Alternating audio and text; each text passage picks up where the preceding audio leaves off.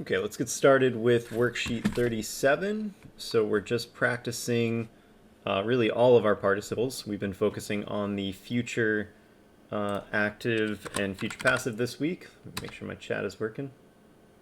All right, chat seems to be good. So on the first section here, we've got, got to do my formatting. We've got the full participle charts. So we will get to practice all of them. Okay. Actually, yep. And then on the back, we've got some noun adjective pairs, which we'll get to in just a bit. All right, so all four participles, so we got to use all of our rules that we've learned. So it tells us to put an X in the box for the participles that don't exist. So there is no present passive participle, and there is no perfect active. Those participles do not exist, so they always get X's in their boxes. Okay. Present active is based on the second principal part. So let me zoom in a little bit more here. Yeah, that'll work. So we take off the RE, we replace it with NS, right? So my present participle would be conains, right? And that is somebody who is singing. Now it tells me to make all of my participles for this one feminine singular. So this works, right? That is the singular form for all the genders. What is up, Augie? For perfect passive, the raid is here. Perfect passive, we use the fourth principal part, so that would just be contus, but I'm going to zoom out a little so we can see. Since it's feminine singular, we're actually going to use kanta instead. And that's something that's been sung. Future active, we're going to go back to that fourth principal part, but we're going to add in a couple of letters at the beginning. So this is going to be contura, which would be someone about to sing. And then for our final participle, perfect passive, we go back to this stem and we get conenda, which is something, must be some. And those are the four, right? Those are the rules. Sorry, chat's not showing up on stream. Something's going on with my Streamlabs. So I'm not sure why it's hiding it, but anyway.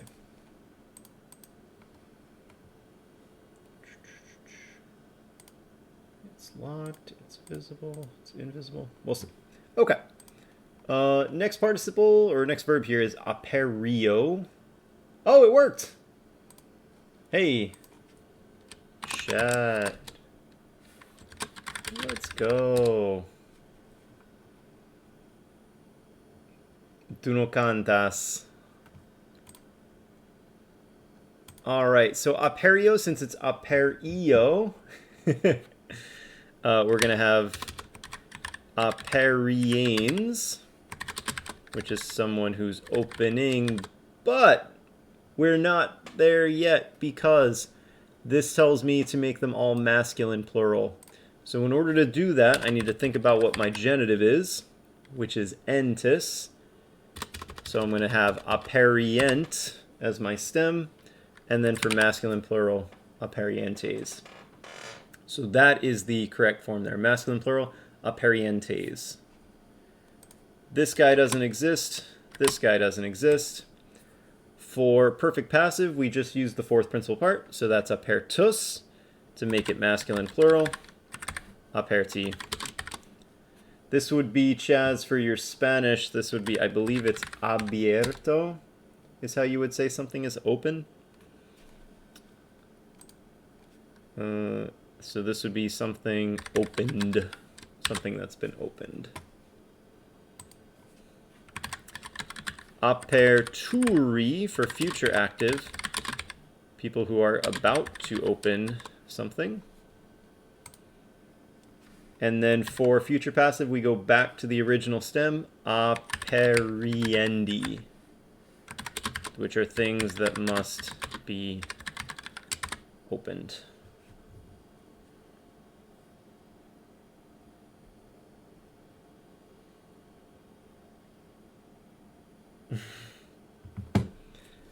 All right. Defendo's tricky because the stem here, defend, so we've already got an N going, so it's going to feel a little repetitive, but to make it present active, we have defendanes, but we need to make it neuter and plural. If it were neuter singular, we'd be done. But neuter plural is going to be defendentia. It's going to have the IA because it's third declension. So defendentia, those are people or things that are defending. No present passive. That's all right, Chaz. I took Spanish for 4 years in high school myself, and I have my Spanish to prove it. Spanish 4 years. And I must tell you, I've learned more Spanish since I started studying Latin than I ever learned while I was studying Spanish. So, I mean, here you go. I don't even know how you say it in Spanish, but occidenza is one of those participles, right? It literally means setting, right? Because the Occident is the setting where the sun sets, which is the west, and the Orient, Oriens Orientis, is where the sun rises. So that's how I learned Spanish, by learning a different language. And then I learned Spanish. For perfect passive, we have neuter plurals, so defensa.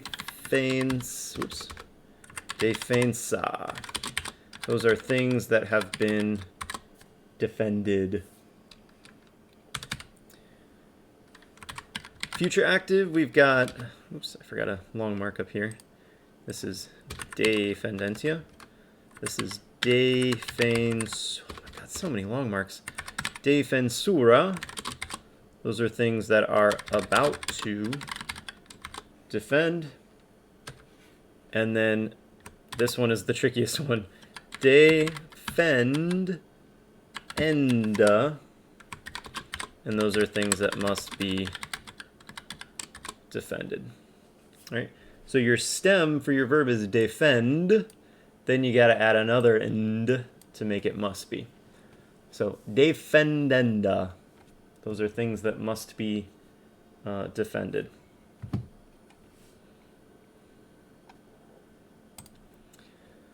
Next verb here, lawo, first conjugation, easy. Masculine singular, easy. Okay. So present active, lawo, laware, we get lawans. That person is washing. That's a washing person. You figured out how to do long marks, Chaz? A, E, O. And there we go.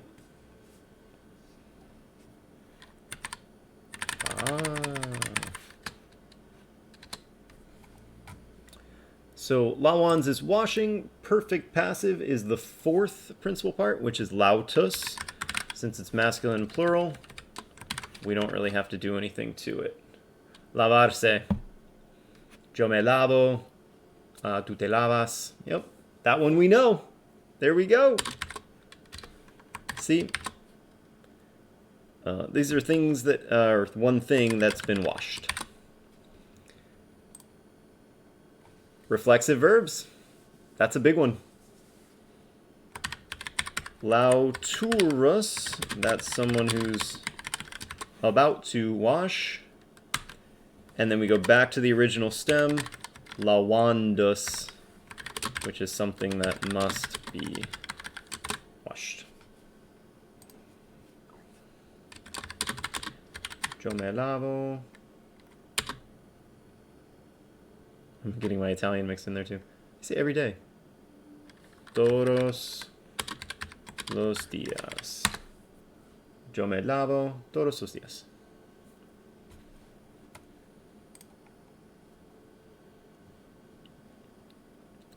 Last one on the participle charts. Yakio, yakara, yakiactus, to throw. Feminine and plural this time. So we've got yakianes, but we need to make it feminine plural. So yakientes for third declension. Those are people who are throwing stuff. No participle there, no participle there. Feminine plural, so yaktus becomes yaktai. Things that have been thrown. Yakturai. Those are people who are about to throw something. Finna throw it. And then yakiendai. Those are things that must be thrown.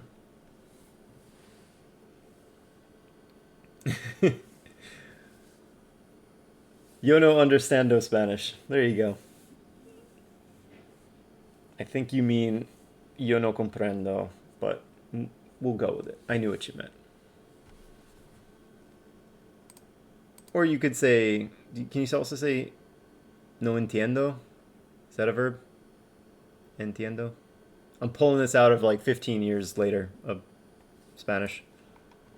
Sometimes these things just, I don't know how they get stuck up there, but. All right, noun adjective pairs for nouns. Nouns are nouns or nouns or nouns or nouns. So nouns just do what nouns do. So sacerdos, sacerdotes, which actually means, I love this word, sacer, holy, and then dos is a gift. Entender. So a priest is a holy gift. It's kind of nice. Third declension, so sacerdoti, sacerdotem, sacerdota. And the plural, sacerdotes, sacerdotum, sacerdotibus, sacerdotes, and sacerdotibus. Noun's gonna noun. Right, third declension. We should be feeling pretty good about those at this point. Sacerdos. It's sacerdos, two soccers. I think that's also what it means. The about to jump priest, the priest who's about to jump. So we need the future active, so we go to saltus, and we make it salturus. Since priest is masculine, salturus is the form that we want. Salturus, salturi. That word is second declension. Salturo, salturum, and salturo. Us, I, o, o. And then for the plural, salturi, salturorum, salturis, salturos, and salturis. So third declension noun, second declension for the participle. And just so you know, Chaz, when I use this big word declension, I basically mean like words that end in O and A in Spanish versus words that end in E in Spanish. That's all declension means. They're just different groups of words. Because you're going to hear me say that word roughly 1,000 times. The killing goat, I remember making this pair when that Goat Simulator game came out. So now this is probably 4 or 5 years later. But everybody was really into that game. And I can't really understand why, because it just kind of seemed like a weird premise. But people were super into it. So I jumped on the bandwagon. So the word is caper, cabra in Spanish. That word I do know. Caper, capri, capro, caprum, and capro. And in the plural, Capri, which is the name of the island that has lots of goats. Capri, Caprorum, Caprice, Capros, and Caprice. I played Roblox once. I don't think I did it on stream, but I did one of those levels where you're just... oops, auto-corrected me there. Caprice. It was one of those levels where you're just trying to get to the next objective. There really wasn't anything other than jumping. I don't know what the term was for that style, but and you just don't fall. That was the whole premise, was don't fall. All right, the killing goat. So we need the ing participle, that's present active. So interficio, interficere is going to give me interficiens. Interficientis. Barely fits in that box. Interficienti. Interficientem. Interficiente. Or E. That one can go either way. Interficiente, but don't forget the IE before the ens entis. Interficientes, interficientium, boy, that's a silly word. Interficientibus, interficientes, I should have picked a shorter word. And interficientibus. Whew. I could have gone with the murdering goat. I don't know, Mr. Kirpin, you tell me, does Neko typically have a murdery feel to it? Like a premeditated... Yeah, I can only think of humans as doing Nekata. I don't think of animals. Do animals, would that be considered? Because Nex is murder. But I don't think I've ever seen a passage where an animal Nekat something.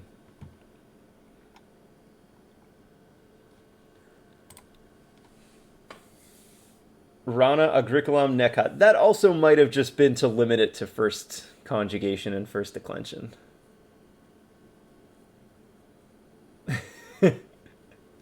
But I do like the idea of a frog straight up murdering a farmer.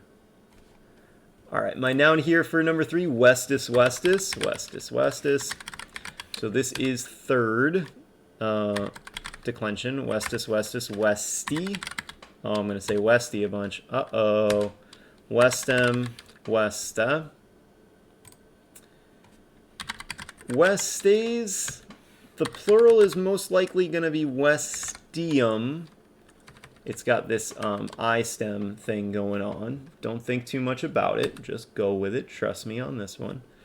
Westibus, Westes, and Westibus. Actually pretty rare to even see that word in the plural. Pretty much always see it in the singular. Woven is the equivalent of saying clothing that has been weaved. Of course, weaved is not a word, I think. We refer to it as woven. Yeah, if you remember it, it's a good sentence. That's pretty good. So we're going to use perfect passive for this one. So textus, but since this word is feminine, it's going to be texta. First declension, texta, texti, texti, textam, and texta. Oh, I like that octopus thing. That is a commitment to emojis. I like this guy too. And in the plural, texti, textarum, textis, textas, and textis.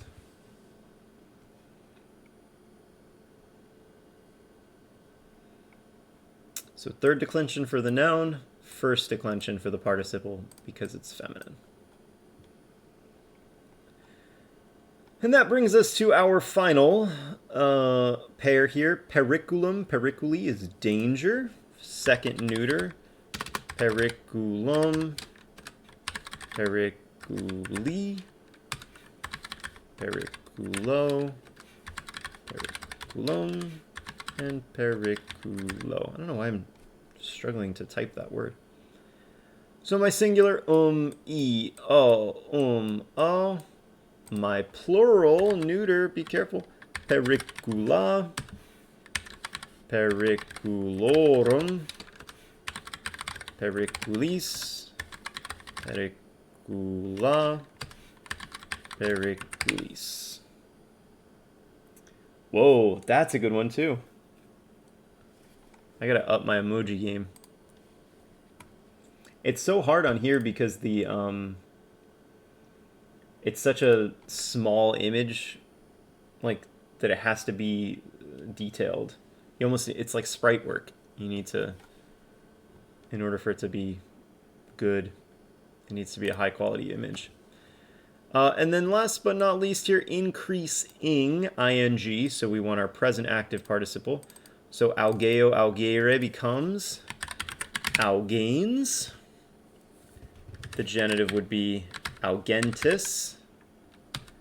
The dative, augenti. But be careful with the accusative, since it is neuter. It's going to be augains again. And then the ablative singular, augenta or augenti.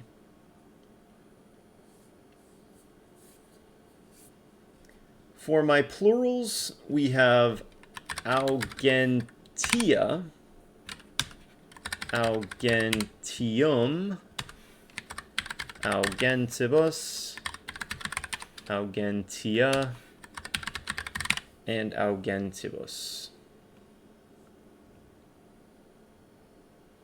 So when you're doing these noun-adjective pairs, I'm not going to tell you which participle to make. I'm going to give you the English, and you need to know which participle that is. So make sure that you know your English as well.